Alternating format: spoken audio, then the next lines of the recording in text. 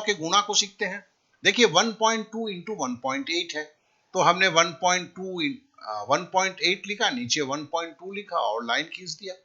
अब 8 को 2 से गुणा करते हैं।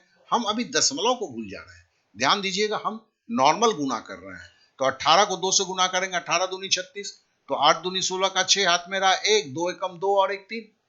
अब हम 18 को 1 से गुणा करेंगे तो क्या होगा?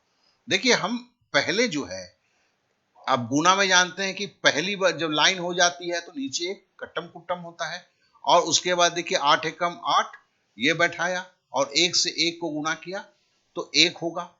अब इसको जोड़ेंगे, 6 को जोड़ा 6, 8 और 3 को जोड़ा 11, 1 और 1 को जोड़ा 2।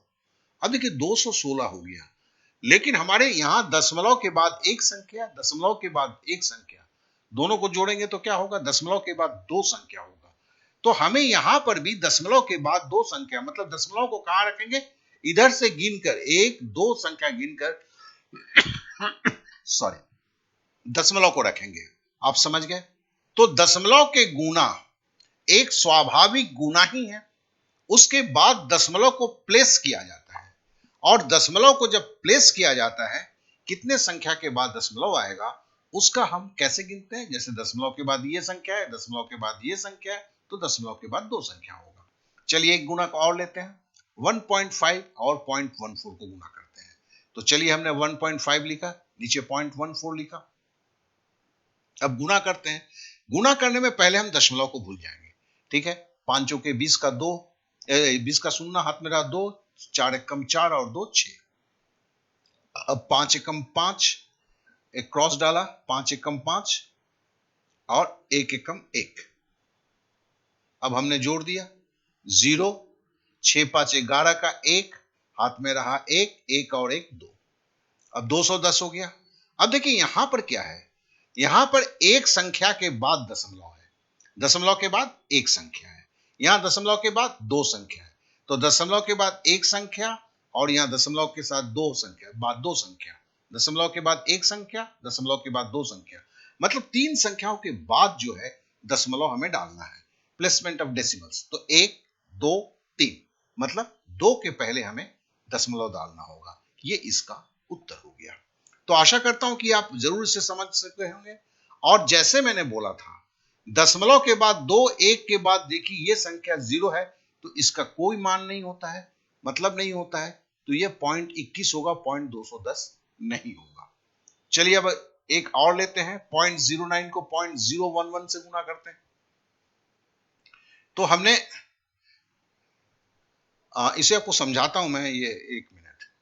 देखिए हमने क्या किया, 9 को 11 से गुणा किया तो कितना हुआ दोस्त? 99 हुआ। अब 99 के बाद मुझे दशमलव डालना है। अब दशमलव के बाद देखो दो संख्या है, दशमलव के बाद यहाँ तीन संख्या है, तो मुझे यहां पर और जीरो बैठा के 99 के बाद 1 2 3 4 5, मतलब यहां 3 और जीरो बैठाएंगे और उसके आगे दशमलव रखेंगे, जैसे यहां पर आप देख रहे हैं। तो मतलब 99 के पहले और हमने 3 जीरो लिखा और पॉइंट लिखा। अब देखो दशमलव के बाद कितने संख्या हो गए? 1 2 3 4 5, मतलब 1 2 3 4 5, मतलब दशमलव के बाद। आप समझ गए? इसे प्लेसमेंट ऑफ दशमलव बोलते हैं। चलिए एक संख्या को और लेते हैं, 1.8 को 01.5 से गुणा करते हैं, ठीक है ना? तो देखो 18 को जब 15 से गुणा करोगे, ठीक है ना, 15 का अगर पहाड़ा, आप तो पहाड़ा आप लोग सीख ही रहे हैं, 15 अट्ठे कितना होता है? 120 का शून्य और 12, 15 एकम 15 और 12 27, तो ये 270 हो गया, ठीक है। लेकिन देखो यहां पर अब हमें दशमलव बैठाना है, ये दशमलव के बाद एक संख्या, यहां दशमलव के बाद 1 2 3, मतलब दशमलव के बाद हमें चार संख्या चाहिए। यहां देखिए 1 2 3, तो मतलब अब हमें इसके आगे, पीछे नहीं, आगे एक जीरो बैठा के दशमलव करना होगा, मतलब मामला ये हो जाएगा 0.0270। आप समझ गए? लेकिन साथ ही साथ अब मैंने क्या बोला, 210, चूंकि दशमलव रखा हुआ था, जब तक 270 था आप काट के 27 नहीं बना सकते थे, लेकिन जैसे ही दशमलव के बाद ये आखिरी संख्या जीरो हो गया, इसके मान का कोई मतलब नहीं होता है, तो मतलब ये 0.027 है, ये जीरो को आपने काट दिया। हम एक ही चीज बोलेंगे, प्रैक्टिस के बगैर कुछ नहीं होता है। वीडियो देख के अगर आगे बढ़ जाएंगे, अगर आप जानते हैं फिर से एक बार रिफ्रेश करने की कोशिश कर रहे हैं, तो भी आपको प्रैक्टिस करना जरूरी है। प्रैक्टिस के बगैर गणित सीखा नहीं जा सकता है। ये सबसे अहमियत वाली बात है।